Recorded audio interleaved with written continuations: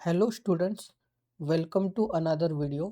आपण आज MHT CET 2026 बद्दल 21 नोव्हेंबर 2025ला आलेल्या syllabus of various CETs under technical education department of annual year 2026-2027 या अपडेटबद्दल माहिती बघू. इथे तुम्ही बघू शकता PDF जो आहे तो डाउनलोडसाठी आहे. तर तो PDF मी डाउनलोड करत आहे. तर हा PDF आहे.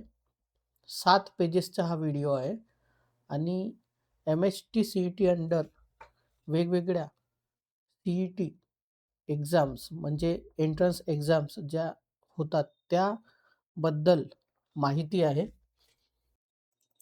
तर तुम्ही बघू शकता CET syllabus and its marking scheme for first year of engineering and technology pharmacy degree courses, B planning and first year of master of engineering and technology integrated pharm D PG degree course याबद्दल जो syllabus आहे 2026चा जो MHT CET होणार आहे त्याबद्दल तुम्हाला इथे दिलेला आहे. The questions will be based on syllabus of State Council of Educational Research and Training Maharashtra. Approximately 20% weightage will be given to Standard 11 curriculum and 80% weightage will be given to Standard 12 curriculum while setting the question paper. म्हणजे जो entrance exam होणार आहे त्यामध्ये 20% जो syllabus आहे तो 11चा होणार आहे आणि 80% जो सिलेबस आहे तो 12चा जो सिलेबस आहे त्याचा तो वेटेज राहणार आहे. There will be no negative marking. Okay, negative marking राहत नाही CET एक्झाममध्ये.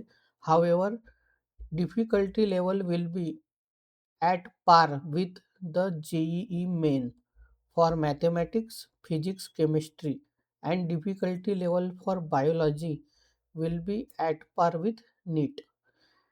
निगेटिव्ह मार्किंग राहणार नाही, पण जो डिफिकल्टी लेवल असतो तो JEE मेन्सच्या आधारे जो असतो तोच मॅथेमॅटिक्स, फिजिक्स आणि केमिस्ट्रीमध्ये राहणार आहे. आणि नीट एक्झाममध्ये जो बायोलॉजी असतो तसाच डिफिकल्ट बायो पण राहणार आहे, पण निगेटिव्ह मार्किंग राहणार नाही. Okay, the questions will be mainly application based. Application based एक म्हणजे क्वेश्चन्स राहणार आहे.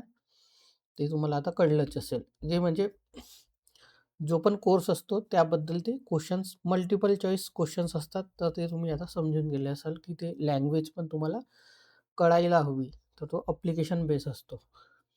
MHT CET will consist of 3 question papers of multiple choice questions MCQ, and each paper will be of 100 marks. Details are as given below. MHT CET मध्ये 3 question paper असतात आणि तीनही MCQ असतात. म्हणजे पेपर 1 मॅथेमॅटिक्स असतो, paper 2 physics chemistry आणि paper 3 biology. तर तुम्ही हे बघू शकता. स्टँडर्ड 11, स्टँडर्ड 12 इथे number of multiple choice question पण दिलेले आहे.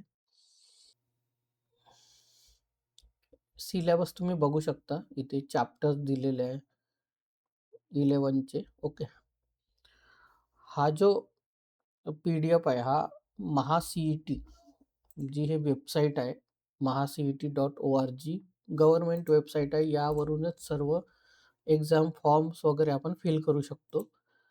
आणि तिथे म्हणजे हा जो PDF आहे हा इथे तुम्हाला मिळेल. इथे तुम्ही बघू शकता. इथे डाउनलोड PDF आहे, तिथे मी क्लिक केलं आणि तुम्हाला सिलेबस, टेक्निकल सिलेबस. आता बघा, CET जो जो आहे ना तो इंजिनिअरिंगचा वेगळा असतो, MBAसाठी वेगळा असतो. MBA MMS म्हणजे मुंबई युनिव्हर्सिटीमध्ये जर तुम्ही MBA करत असाल तर त्याला MMS म्हणतात. ओके, आणि जर तुम्ही इतर कुठेही MBA करत असाल म्हणजे पुणे युनिव्हर्सिटीमध्ये किंवा नागपूर युनिव्हर्सिटी किंवा नाशिक युनिव्हर्सिटी किंवा अदर युनिव्हर्सिटी ज्या पण आहेत तिथे MBA म्हणजे हे थोडं डिफरंट असतं. तर थोडं नाव चेंज आहे बट एक्झाम सेम असतात. तर त्याच्या पण तुम्ही सिलेबस बघू शकता. लॉजिकल रिझनिंगमध्ये काय असतं, quantitative aptitude, verbal ability and reading comprehensive. Okay, त्यांचा एक्झाम पॅटर्न बघा. क्वेश्चन्स किती मार्क्सचे असतात. एक क्वेश्चनला 1 मार्क आहे. तर मग 75 क्वेश्चनला 75 मार्क्स असतात मॅक्झिमम. असे तुम्हाला 200 क्वेश्चन असतात 200 मार्क्सचे. आणि the test will comprise of multiple choice objective type questions. Okay, 5 options, 5 option असतात. ठीक आहे.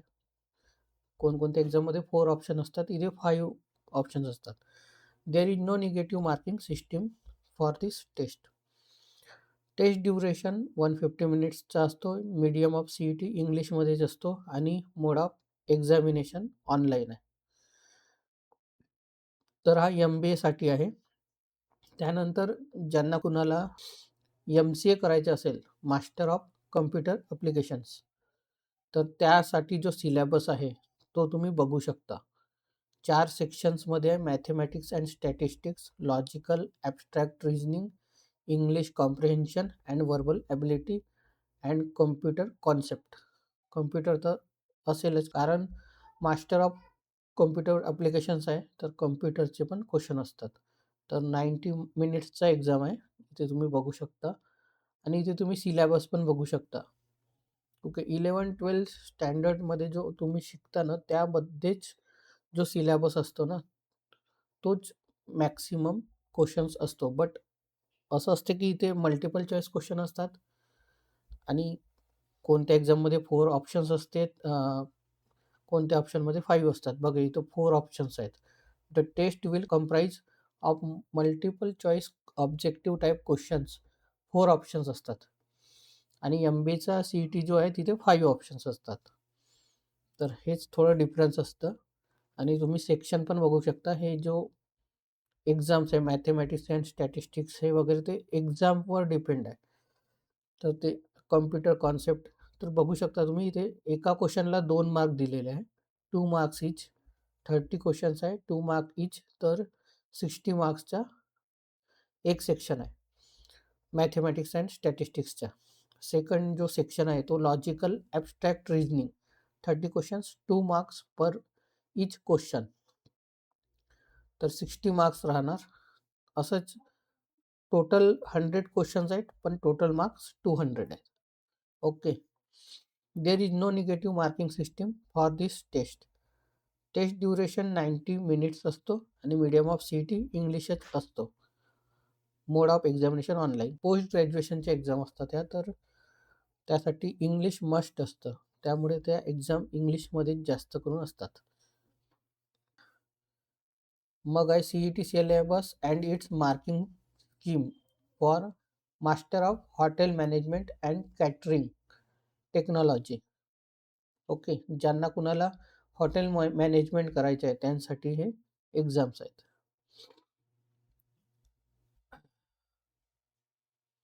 आणि बघा ही जे एक्झाम आहे वरती MCA आणि MBA, इथच्या जो एक्झाम डिफिकल्टी आहे ही हाय असते. कारण ही बघा ही एक्झाम आहे ना, ही ग्रॅज्युएशन नंतर असते. म्हणजे ग्रॅज्युएशन झाल्यानंतर आपण PG करतो. तर तुम्ही जे ग्रॅज्युएशनमध्ये शिकता ना त्या सिलेबसवरच तो आधारित एक्झाम असतो. तर MCA साठी आणि MBA साठी जो पण कोर्स असतो तो थोडा डिफिकल्ट असतो. आणि जसं आता इंजिनिअरिंगचा असतो तो 11-12च्या बेसवर असतो. MST, CET, PCB आणि PCM. ओके. आणि मग आहे हॉटेल मॅनेजमेंटसाठी. ओके. तर तुम्ही बघू शकता. हॉटेल मॅनेजमेंटसाठी जो एक्झाम आहे हा मास्टरचा आहे. म्हणजे तुम्ही ग्रॅज्युएशन करता त्यानंतर मास्टर ऑफ हॉटेल मॅनेजमेंट. म्हणजे यामध्ये पण जो एक्झाम डिफिकल्टी राहील तो हायरच राहणार. कारण तुम्ही जे ग्रॅज्युएशनमध्ये करता, जर तुम्ही ग्रॅज्युएशनमध्ये दुसरा कोर्स केला असेल आणि हॉटेल मॅनेजमेंटसाठी तुम्ही जर मास्टर करत असाल तर तुम्हाला म्हणजे एक हे बघावं लागेल की इथे टॉपिक्स काय आहे. Food and beverage operation, food production, rooms division, English, hospitality and tourism industry. आपण वन बाय वन सर्व एक्झामच्या म्हणजे इलिजिबिलिटी क्रायटेरिया काय आहे त्याबद्दल पण एक व्हिडिओ मी बनवेल, उद्या बनवेल. तर आपण त्यामध्ये बघू की म्हणजे जर तुम्ही पी-सी-बी आणि पी-सी-एम, एम-एस-टी, सी-ई-टीचा एक्झाम द्यायचा असेल तर इलिजिबिलिटी क्रायटेरिया काय आहे? ओके. त्यानंतर एम-बी-एसाठी काय क्रायटेरिया आहे? त्यानंतर एम-सी-एसाठी काय क्रायटेरिया आहे? तर आपण वन बाय वन डेली एक व्हिडिओ मी अपलोड करणार उद्यापासून. तर तुम्ही तो बघू शकता. तुम्हाला जो पण कोर्स करायचा आहे त्या व्हिडिओवर क्लिक करून तुम्ही बघू शकता की कोणता इलिजिबिलिटी क्रायटेरिया पाहिजे आहे. तर ते पण तुम्ही लक्षात ठेवा. इथे बघा या एक्झाममध्ये पण 4 ऑप्शन्स आहेत आणि निगेटिव्ह मार्किंग नाही आहे. सी-ई-टीमध्ये निगेटिव्ह मार्किंग राहत नाही जास्त करून. ठीक आहे. एम-एस-टी, सी-ई-टी जे असतात त्याच्यात. Test duration 60 minutes. आता तर नाहीच आहे कोणत्याच एक्झाममध्ये, पण समोर जाऊन होऊ शकते की निगेटिव्ह मार्किंग येऊ पण शकते कधी काळी. तर medium of CET English. Mode of examination online or offline as the case may be. तर ऑनलाईन पण होऊ शकते किंवा ऑफलाईन पण होऊ शकते, डिपेंड करते. ते जेव्हा त्याच्यात नोटिफिकेशन येईल. आता बघा या एक्झामचा हा सिलेबस आहे. आता यांची जे फॉर्म भरण्याची रजिस्ट्रेशन जी डेट आहे ती आतापर्यंत यायची आहे. जेव्हा तो नोटिफिकेशन येणार, तो नोटिफिकेशन डिसेंबर जानेवारीमध्ये येत असतो. तर आपण बघू डिसेंबर एंडिंग नाही तर जानेवारी जानेवारी महिन्यात कधी पण येऊ शकतो. तर आपण जेव्हा नोटिफिकेशन येणार तेव्हा मी व्हिडिओ बनवेल. तर मग मी तुम्हाला सांगेल की ऑफलाईन आहे की ऑनलाईन आहे एक्झाम. त्याबद्दल मी तुम्हाला सर्व डिटेलमध्ये सांगेल. कुणाला जर बघा बॅचलर ऑफ डिझाईन करायची असेल, ओके, याच्यासाठी म्हणजे 11th-12th पास आउट पाहिजे. कारण हा बॅचलर ऑफ डिझाईन आहे. तर याच्यासाठी पण एक एंट्रन्स एक्झाम आहे. CET syllabus and it's marking scheme. तर हा तुम्हाला एक्सपेक्टेड कंटेंट्स दिसत आहे आणि बघा इथे काय डिटेलमध्ये दिलेलं आहे तुम्ही वाचू शकता. Test will comprise of sketching, illustration using pencils. Okay. तर तुम्हाला हे बघा 3 पार्टमध्ये आहे आणि 2 तास 45 मिनिट तुम्हाला टाईम आहे with 2 breaks of 15 and 30 minutes. The test divided into 3 main parts. Okay. 45 तर 45, 60, 60 असे 3 ड्युरेशन टाईम राहतील. त्यामध्ये 15 मिनिट्स आणि 30 मिनिट्सचा ब्रेक पण राहणार. 15 मिनिट्स, 30 मिनिट्स. ओके. टोटल जे आहे ते 200 मार्क्सचे आहे. There is no negative marking system for this test. इंग्लिशमध्ये आहे. मोड ऑफ एक्झामिनेशन ऑफलाईन आहे ॲट सिलेक्टेड सेंटर्स. तुम्ही एक्झाम फॉर्म फिल करा. त्यानंतर तुम्हाला जिथे सेंटर मिळेल तिथे तुम्हाला जावं लागेल आणि तिथे ते ऑफलाईन एक्झाम होणार. ओके. तर इथे तुम्ही बघू शकता की सिलेबस जो आहे तो दिलेला आहे डिटेलमध्ये.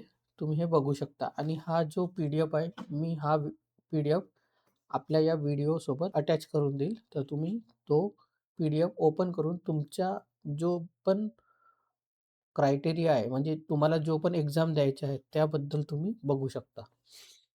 CET syllabus and it's marking scheme for bachelor of hotel management and catering technology, bachelor of business administration BBA, bachelor of management studies BMS, bachelor of computer application BCA, MBA integrated म्हणजे MBA पण याच्यासोबत integrated असतो किंवा MCA integrated.